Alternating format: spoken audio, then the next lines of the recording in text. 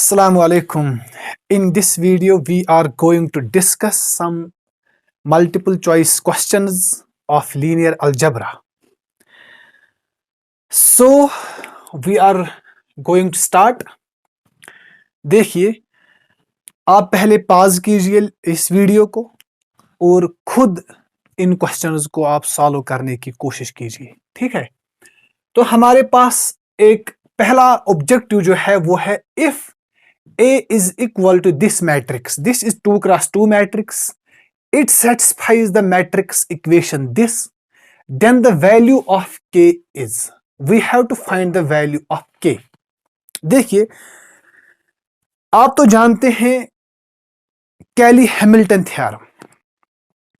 Cayley-Hamilton theorem in linear algebra says that every square matrix satisfies its characteristic equation.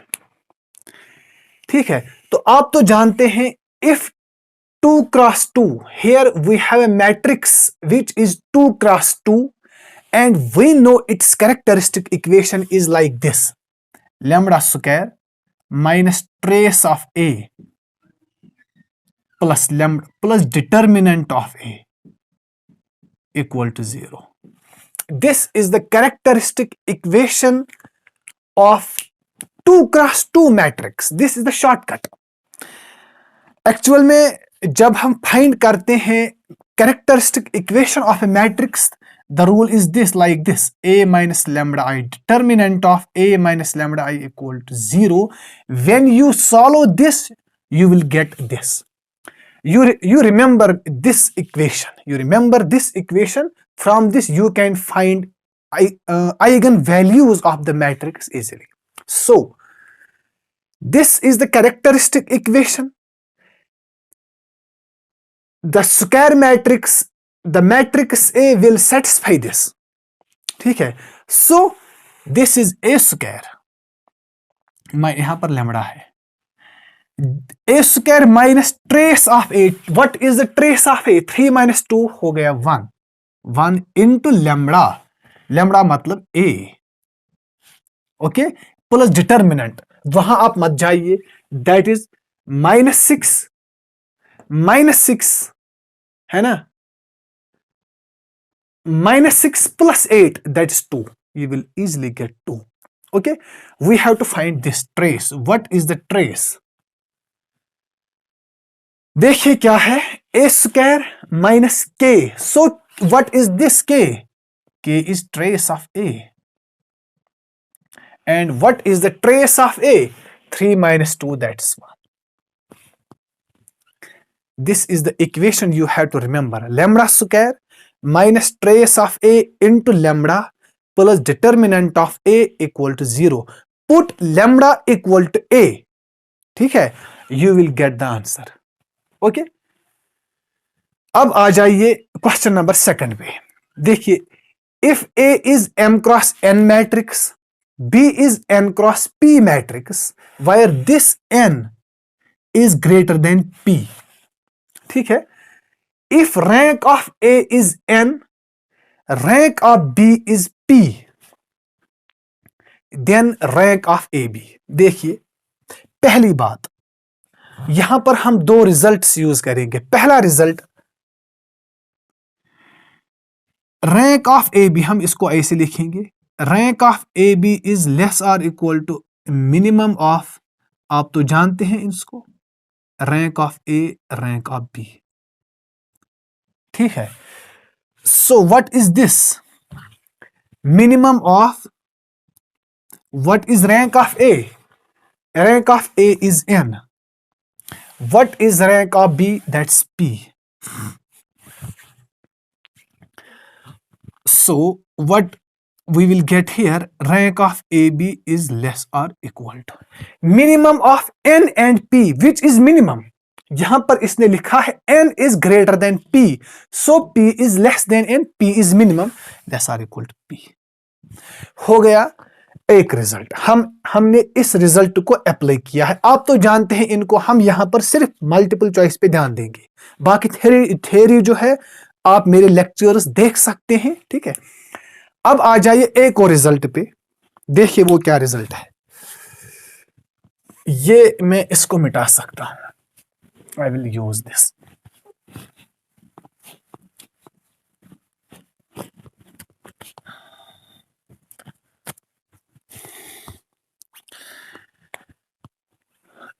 दूसरा result हमारे पास है, rank of A B is greater और equal to rank of A plus rank of B minus. देखिए what is that, minus n. If A is m cross n, B is n cross P,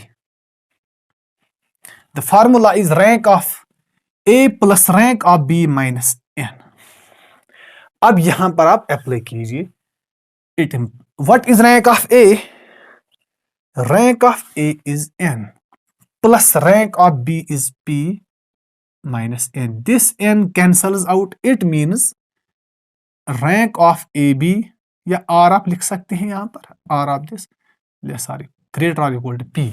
यहां से मुझे मिला rank of A B less और equal to p, वहां से मुझे मिला rank of A B greater और equal to p. What does that mean? Rank of A B is equal to rank is equal to P. हो गए दो MCQs. ये एक्चुअल में एक एक मिनट का क्वेश्चन है, आप इनको खुद सॉल्व कर सकते हैं। But if you have a basic knowledge about algebra, about matrices. आ जाइए क्वेश्चन नंबर 3 पे। What is this? देखिए, which of the following set of vectors in R3? This is the vector space of dimension 3। इस पर भी बात हो चुकी है। बेसिस आप देखिए, लीनियर इंडिपेंडेंस ऑफ वेक्टर्स, पूरा जो प्लेलिस्ट है लीनियर अलजेब्रा का, उसमें ये सारी चीजें डिस्कस हो चुकी है। अगर आपने वो लेक्चर्स नहीं देखे हैं तो पहले आप उनको देखिए, ताकि जो ये क्वेश्चन है आप इनको खुद सॉल्व कर सकते हैं। कौन सा सेट ऑफ वेक्टर्स जो है वो लीनियरली इंडिपेंडेंट है? देखिए, आप एक ही निगाह से इस क्वेश्चन को कर सकते हैं विद इन अ सेकंड। देखिए, आप तो जानते हैं this option number B 1 0 0 0 1 0 0 0 1, this is the standard basis of R3 E1 E2 E3। so this is the basis. What is basis? The set of vectors must be linearly independent, and this must span R3. Here we are asked to find which of the following is linearly independent. This is basis, hence linearly independent. Okay, हो गए तीनों objectives. अब आ जाइए एक और question पे। देखिए question क्या है। The set of all x belongs to R। आपको फाइंड करना है x की वैल्यू, लेकिन कहां पर? For which the vectors 1x0 0x² 1 and 0 1x are linearly independent. You have to find the value of R if the vectors are linearly independent. आप तो जानते हैं कि कब होते हैं vectors linearly independent? If their determinant is non zero. ठीक है, इफ ईच जो वेरिएबल है वो पिवोट होगा, तब हम कहते हैं कि the vectors are linearly independent. Okay, तो हम क्या करेंगे? हम इन जो ये हमें दिया गया है इनको डिटर्मिनेंट निकालेंगे। 1 x 0 0 x² 1 0 1 x। This should not be equal to 0. You will easily find x cube, है ना? 1 into x cube minus 1 is not equal to 0, because फिर आ जाएगा -0 plus 0 if I solve through the first column. So x cube minus 1 is not equal to 0. What are the values? If you solve this is cubic equation. The values are x equal to 1 omega omega square. So x should not be equal to this. तो कौन सा option है? Here you easily find the value is x belongs to R. X is not equal to 1. So the value of x must not be equal to 1। बाकी यहां पर कुछ भी value आप दे सकते हैं, वहां पर ये वेक्टर्स आ जाएंगे लीनियरली इंडिपेंडेंट। ओके, अगर आप x को यहां पर 1 वैल्यू पुट करेंगे, अगर आप x की वैल्यू यहां पर 1 पुट करेंगे तो ये आ जाएगा लीनियरली डिपेंडेंट। कैसे? देखिए,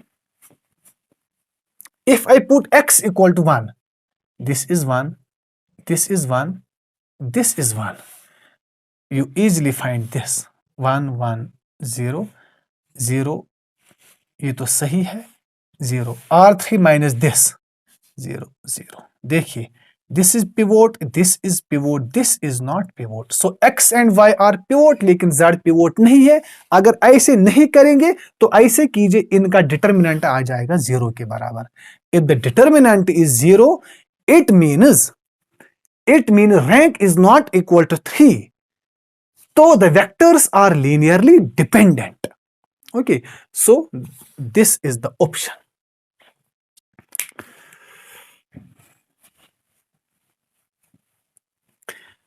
देखिए, यहां पर थोड़ा सा आपको कंफ्यूजन हो सकता है कि सर x इक्वल टू 0 अगर हम पुट करेंगे तो वो भी तो आ जाएगा लीनियरली इंडिपेंडेंट, बिकॉज तब ये बनेगा बेसिस, है ना। ये भी आ सकता है बिल्कुल, लेकिन आपको ढूंढना है मोस्ट अप्रोप्रिएट। यहां पर बात कर रहा है x is not equal to 1, x is not equal to 1, तो यहां पर हम कुछ भी वैल्यू दे सकते हैं 1 के बगैर, ये भी चलेगा फिर, ठीक है, ये भी चलेगा फिर। ओके, लेकिन you have to find the most appropriate.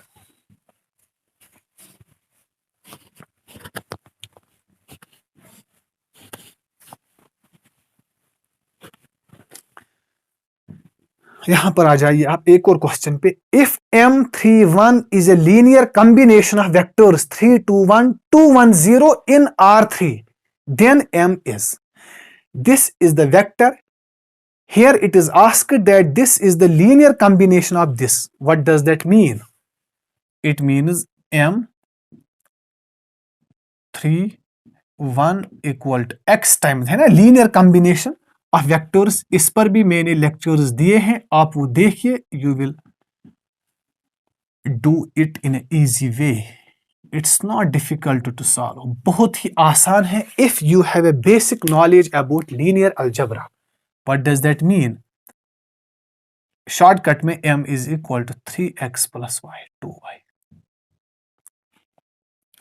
and 3 must be equal to 2x plus y, and 1 must be equal to x plus 0। तो अब आपको फाइंड करना है कि m किसके बराबर हो सकता है, ठीक है। देखिए यहां पर, लेकिन साथ साथ ये भी इक्वल होना चाहिए। अगर आप इसी को पुट, यहां पर अगर आप इसी को पुट करेंगे 3x प्लस 2y, बाकी इक्वेशंस को नहीं देखेंगे, मतलब इनको आप छोड़ देंगे, you will not get the right answer because x and y can be anything। आप तो कहेंगे अगर मैं x की पुट करूंगा वैल्यू सपोज 1, ओके, और y की करूंगा 0, तो ये जाएगा m इज इक्वल टू 3।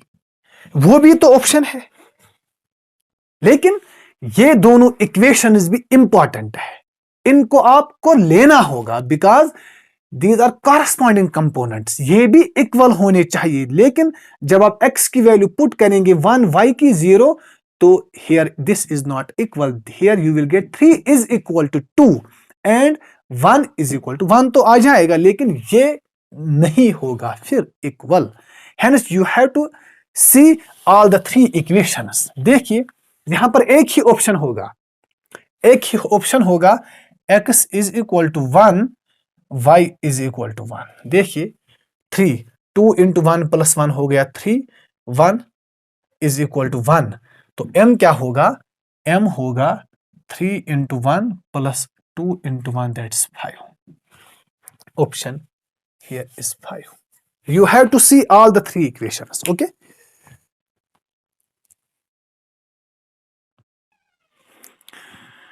देखिए एक और क्वेश्चन है, बहुत ही अच्छा क्वेश्चन है, इसके जो पीछे वो एक ही कॉन्सेप्ट है, दैट्स वेरी इंपॉर्टेंट कॉन्सेप्ट, ठीक है। देखिए क्या है, here it is non-homogeneous system of equations because here these are non-zero. Okay, and the question is, अगर आपके पास एक सिस्टम होगा इक्वेशंस का ax इक्वल टू b, है ना, the value of k, what is the value of k? Here this is k, for which the system has infinite number of solutions. ताकि यहां पर जो ये सिस्टम है इसके होने चाहिए कितने solutions? Infinite number of solutions. यहां पर जो आप तो जानते होंगे ऑगमेंटेड मैट्रिक्स, है ना, और लाइक दिस. देखिए, आप पहले इसको मैट्रिक्स फॉर्म में लिखिए, वहां पर आपको आसान हो जाएगा कि हम क्या करने वाले हैं. देखिए क्या करना है. दिस इज 1 1 1 और यहां पर आप ऐसे, आप तो जानते होंगे इतना मसला नहीं है ये. 1 -1 -1 and here it is 4, 1 -5 k और 6. इस सिस्टम को यूनिक सॉल्यूशन हो सकता है ना, इनफाइनाइट सॉल्यूशंस हो सकते हैं, और दिस सिस्टम इज इनकॉन्सिस्टेंट, मतलब कोई सॉल्यूशन नहीं होगा. कब? पहली बात, if rank of A augmented B is equal to rank of A is equal to n. N क्या है? Number of variables. ये शॉर्टकट है, इसके लिए आप इसको याद रखिएगा, ठीक है, ताकि क्वेश्चन करने में आसानी हो जाए. If rank of A B equal to rank of A equal to n, then this system has unique solution. एक ही सॉल्यूशन होगा तब, ठीक है. दूसरा, if rank of augmented B is equal to rank of A but it should be equal to n, मतलब rank of A अगर आपको मिला एन से छोटा, एन क्या है? Number of variables, then it has infinitely many solutions, infinite solutions. और तीसरा क्या है? If rank of A augmented B is not equal to rank of A, मतलब अगर ये दोनों रैंक्स इक्वल नहीं है, मतलब यहां पर आपको पूरा रो जीरो मिल गया लेकिन वहां पर ये भी हो गया non zero, it means rank of A is 2 and rank of A augmented B is 3, मतलब वो इक्वल नहीं है, then the system is inconsistent.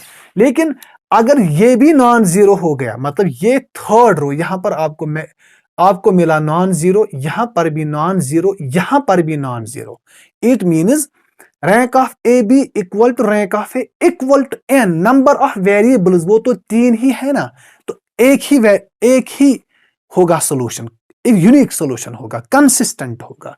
लेकिन अगर ये भी जीरो हो, देखिए अगर ये भी जीरो हो गया और ये भी जीरो हो गया तो रैंक तो इक्वल हो गई लेकिन less than n, then infinitely many solutions. And if the ranks are not equal, then we have no solution. तो हमें क्या पूछा गया है? For which the system has infinite. Infinite मतलब हमें ये वाला करना है. तो इसका क्या मतलब है?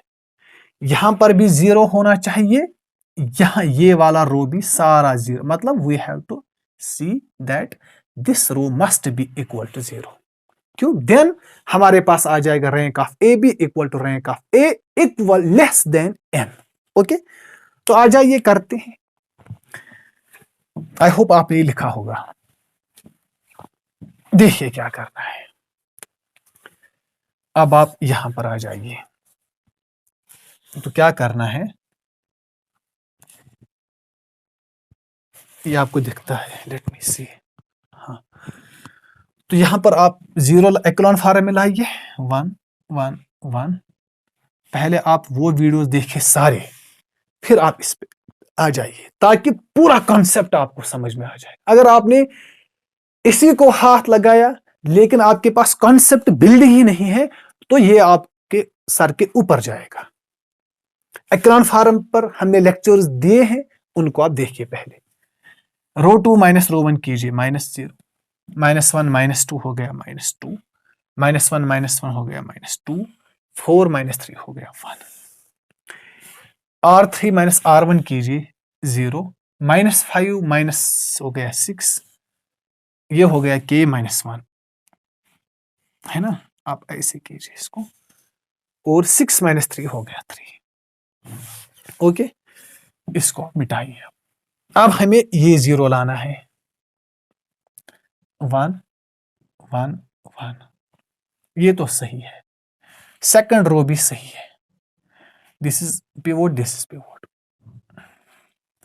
अब आ जाइए 0, ये तो सही है, ये हमें 0 लाना है, तो इसको और इसको लेंगे, R3 -3 टाइम्स, है ना, R3 -3 टाइम्स R2, ये आ जाएगा 0, -6 + 6, ये क्या आ जाएगा, K -1 + 6,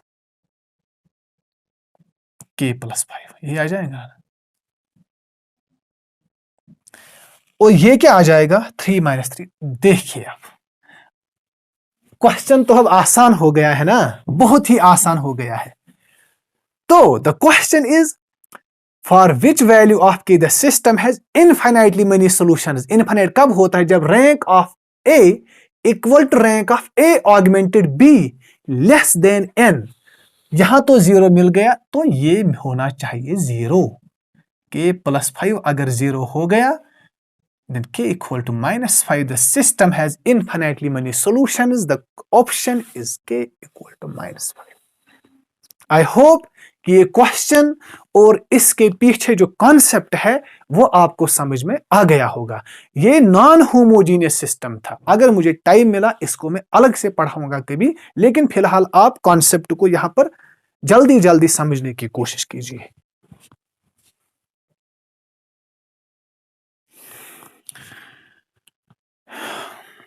Here we have more objectives. An idempotent matrix is non-singular. What is idempotent matrix? आप जानते होंगे, A² = A, मतलब A² - A = 0 by Cayley-Hamilton theorem, λ² - λ = 0, where λ is an eigenvalue of matrix A, is non-singular, is non-singular, मतलब इस matrix का determinant होना चाहिए non zero. वो कब होगा, अगर आइगन वैल्यू कोई जीरो नहीं होगा। तो first of all you have to find the eigen values of idempotent matrix, वो इस इक्वेशन से निकलेंगे। तो लैम्डा इंटू लैम्डा -1 = 0, या होगा लैम्डा 0 या होगा लैम्डा 1। मतलब जो आइडेम्पोटेंट मैट्रिक्स है उसके जो आइगन वैल्यूज होंगे, या आइदर वो 0 होंगे और वो 1 होंगे, ठीक है। लेकिन अगर आपको आइगन वैल्यू मिल गया 0, it means the matrix is singular. क्यों? We know that the product of eigenvalues gives the determinant. So if you have one of the eigenvalues equal to 0, it means product will be 0, it means determinant will be 0, it means matrix is singular. लेकिन we are given that the matrix is non-singular, it means कोई भी eigenvalue 0 नहीं होना चाहिए, सारे eigenvalues non zero होने चाहिए। लेकिन यहां पर नॉन जीरो एक ही eigenvalue है, that's 1। इसके तो आइगन वैल्यू 2 ही होंगे, या 0 होगा या 1 होगा, डिपेंड्स अपॉन द ऑर्डर कि कितने 0 होंगे कितने 1 होंगे। लेकिन this must be non singular as it is given, so eigen value must be equal to 1। ये नहीं आ सकता बिकॉज इसमें 0 भी इंक्लूडेड है। Non negative, all eigen values are non negative, ये भी नहीं आ सकता। इसमें 2 भी आएगा लेकिन आइगन वैल्यू 2 नहीं हो सकता आइडेम्पोटेंट का, बात खत्म। Eigen values are either 1 either 0। हाँ, आइडेम्पोटेंट की तो है आइदर 0 और 1, लेकिन ये तो नॉन सिंगुलर की बात कर रहा है, ये भी बात खत्म। All eigen values are must be equal to 1। इसलिए कॉन्सेप्ट होने चाहिए, उसके बगैर काम चलने वाला नहीं है। You must know idempotent matrix, you must know Cayley-Hamilton theorem, you must know determinant, you must know trace. सारी चीजें अगर आपको आती है तभी हम यहां पर कर सकते हैं ये क्वेश्चंस। कॉन्सेप्ट तो जरूरी है, उसके बगैर कोई चारा नहीं है। देखिए, let A be a matrix with complex entries. Complex entries की बात हो गई तो हर्मिशियन मैट्रिक्स का कॉन्सेप्ट, सिक्यू हर्मिशियन का मैट्रिक्स का कॉन्सेप्ट, यूनिटरी मैट्रिक्स का कॉन्सेप्ट है ना। हर्मिशियन मैट्रिक्स यहां पर इसने दिया है if A is Hermitian and A is unitary. दो बातें इसने दी है। Square mat here A is Hermitian and A is unitary. Hermitian matrix किससे कहते हैं? हर्मिशियन मैट्रिक्स किसको कहते हैं बताइए? अगर A conjugate transpose equal to identity equal to A, sorry that is A conjugate transpose और ए ट्रांसपोज का conjugate, because here is complex entries. If it is same, एक होता है सिमेट्रिक, वो होगा simply A transpose equal to, उसमें होते real entries है ना, रियल। ओके, एंड यूनिटरी, इसका क्या मतलब है यूनिटरी मैट्रिक्स का? A theta must be equal to, याद है आइडेंटिटी। ए कंजुगेट ट्रांसपोज कीजिए और ए ट्रांसपोज कंजुगेट कीजिए, must be equal to identity. ठीक है, ये दोनों हो गए किसके? हर्मिशियन और यूनिटरी। अब यहां पर आ जाइए, ये कहता है कि alpha is an eigen value of A matrix है, अल्फा एक आइगन वैल्यू है किसका? ए का। यहां पर आप आ जाइए, इसको सॉल्व कीजिए। What does this mean? Conjugate transpose equal to identity, लेकिन ये तो गिवन है दिस इज हर्मिशियन, तो यहां पर आ जाएगा A equal to identity. What does that mean? A square minus identity equal to zero matrix by Cayley Hamilton theorem, lambda square minus 1 equal to 0, lambda equal to plus minus 1। मतलब alpha eigenvalues होंगे किसके? Hermitian and unitary matrix के। If A is Hermitian matrix and given A is unitary, what are the eigenvalues? Plus 1 minus 1. Here it is given alpha is an eigenvalue. What will be the answer? If A is Hermitian and A is unitary, eigenvalues are either 1 or minus 1. Okay, यहां पर मैं एक और concept आपको बताऊंगा, वो मुमकिन है कि उसमें से क्वेश्चन आपको आ जाए। देखिए, if A is simply unitary, what does that mean? Equal to identity. तो इसका क्या मतलब है? If I put A equal to lambda, lambda lambda bar, इस पर कोई फर्क नहीं पड़ेगा इस ट्रांसपोज से, because this is simply a number. Equal to, इसका जो डिटर्मिनेंट है वो होगा 1 है ना, या आइडेंटिटी ही पुट की, बिल्कुल 1 होगा डिटर्मिनेंट लैम्ब्डा। तो क्या आ जाएगा इक्वेशन? इक्वेशन आ जाएगी lambda square equal to 1। So इस मतलब है कि लैम्ब्डा की जो वैल्यू होगा e power iota theta, e power iota theta, this will be the eigenvalue of किसका? यूनिटरी मैट्रिक्स का। लेकिन अगर आप इसका मॉड्यूलस निकालेंगे वो आ जाएगा 1 के बराबर। एक्चुअली किसके बराबर आ जाएगा? Lambda square equal to 1, it means lambda जो होगा वो होगा ई पावर आयोटा थीटा यहां पर, बिकॉज जब हम लैम्ब्डा की वैल्यू क्या देंगे? ई पावर आयोटा थीटा, इसको 2 से मल्टीपल होगा, है ना।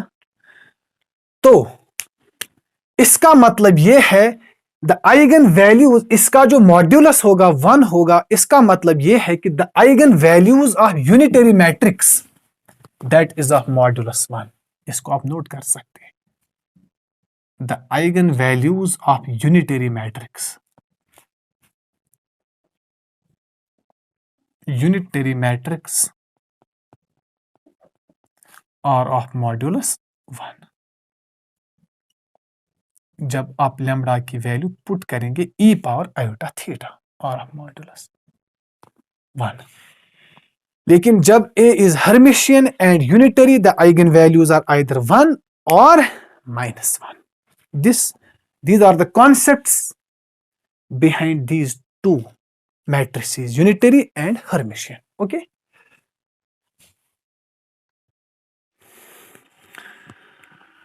देखिए, if b is non singular, इसका क्या मतलब है? इसका मतलब यह है कि determinant is non zero and a is a square matrix, then determinant of b inverse ab is। बहुत ही आसान क्वेश्चन है, आप सीधे इसको देख सकते हैं, determinant will be equal to. लेकिन कैसे? दो तरीके हैं। देखिए, एक तरीका आप जानते हैं, determinant of A B equal to determinant of A determinant of B. यहां पर तीन मैट्रिसेस है, बी इनवर्स ए बी होगा किसके बराबर? डिटर्मिनेंट ऑफ बी इनवर्स, है ना, ए डिटर्मिनेंट ऑफ बी। इसको हम ऐसे लिख सकते हैं, कोई फर्क नहीं पड़ने वाला, या ऐसे नहीं तो कुछ और अंदाज आप यहां पर कर सकते हैं। देखिए कैसे, इसको और इसको आप मिला सकते हैं। Determinant of B inverse B determinant of A, ये होगा determinant of I equal to 1 into determinant of A, that's determinant of ए।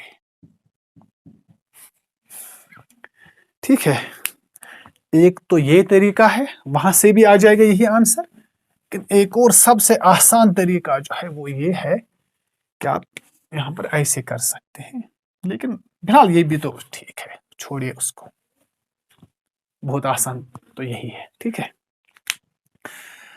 अब आप इस पर आ जाइए, तो बहुत ही इंपॉर्टेंट क्वेश्चन है। देखिए, this will be the last question of this session. कुछ ऑब्जेक्टिव्स हम कल करेंगे। देखिए, a homogeneous system of 5 linear equations, लेकिन यहां पर 6 वेरिएबल्स है, 5 linear equations लेकिन 6 वेरिएबल्स। आप जानते हैं, अगर आपके पास यहां पर क्या है, एडमिट्स, यहां पर होमोजीनियस है, होमोजीनियस है मतलब x इक्वल टू 0। अगर आप ऐसे कर सकते हैं, अगर आपके पास a m cross n matrix है, m क्या देगा आपको? इक्वेशंस। n क्या देगा आपको? वेरिएबल्स। आप जानते हैं ये चीजें, n देता है आपको variables. It means you will get the matrix of 5 cross 6। ठीक है, 5 क्रॉस 6 मैट्रिक्स आपको मिलेगी। ये कहता है होमोजीनियस सिस्टम। देखिए, आपको तो आइडिया होगा, होमोजीनियस सिस्टम जो है, अगर यहां पर m इक्वल टू n होगा, मतलब जितनी इक्वेशंस उतने ही variables. The system is consistent, the system is consistent and has unique solution that is zero solution. Unique solution मैं इसको एग्जांपल से भी समझाऊंगा। If m is less than n, मतलब इक्वेशंस कम है, वेरिएबल ज्यादा है, तब भी ये कॉन्सिस्टेंट है, लेकिन इनफाइनाइटली। देखिए, नॉन होमोजीनियस और होमोजीनियस में फर्क, इनफाइनाइट सॉल्यूशंस। लेकिन अगर यहां पर इक्वेशन ज्यादा है n से, तो नो सॉल्यूशन। यहां पर क्या दिया है? 5 लीनियर इक्वेशंस इन 6 वेरिएबल्स, मतलब m जो है ये लेस देन n है, तो क्या आ जाएगा इसका आंसर? Admits no solution. गलत बात, यूनिक भी नहीं आ जाएगा, इनफाइनाइट भी इनफाइनाइट ही आ जाएगा, finite but more this. Sir इसको हम कैसे, जो हमने अभी तक पढ़ा है होमोजीनियस सिस्टम में, अगर आपको मेरे जो लेक्चर्स है उसको आप देखेंगे, यू विल गेट, बहुत ही आसानी के साथ आप यहां पर फाइंड कर सकते हैं। देखिए कैसे easily. Suppose I will take this matrix, suppose 2x3, equation 2 है, वेरिएबल 3 है ना, 2 इज लेस देन 3। यहां पर इसने 5 और 6 दिया है, आप यहां इससे काम चला सकते हैं, 1 2 से काम चला सकते हैं। इसका क्या मतलब है, सपोज आपके पास ऐसे मैट्रिक्स है 1 2 3, यहां पर 0 आ जाएगा, यहां 1, यहां suppose 4, this is pivot, this is pivot, है ना, 2 और 3, this is x, this is y, this is z, मतलब ऐसे फिर लिख सकते हैं x y और z, है ना। मैंने आपको सब दिखाया है, आप वो लेक्चर्स देखिए, यू विल गेट इजीली, आप यहां पर फाइंड कर सकते हैं। देखिए this is pivot, it means x is pivot, y is pivot, लेकिन z भी वेरिएबल है, तो z क्या है, free variable, z is free variable. जब z फ्री वेरिएबल है तो कितने सॉल्यूशंस मिलेंगे, infinitely, as you change z, x और y भी चेंज होगा। जब z फ्री वेरिएबल है तो इनफाइनाइटली मेनी सॉल्यूशंस मिलेंगे। उस कॉन्सेप्ट को यूज कीजिए। अगर सेम होंगे, मतलब 3x3, सपोज 0 0 1, जब 3 पिवोट पिवोट पिवोट, तो यूनिक सॉल्यूशन होगा, x equal to 0 equal to this.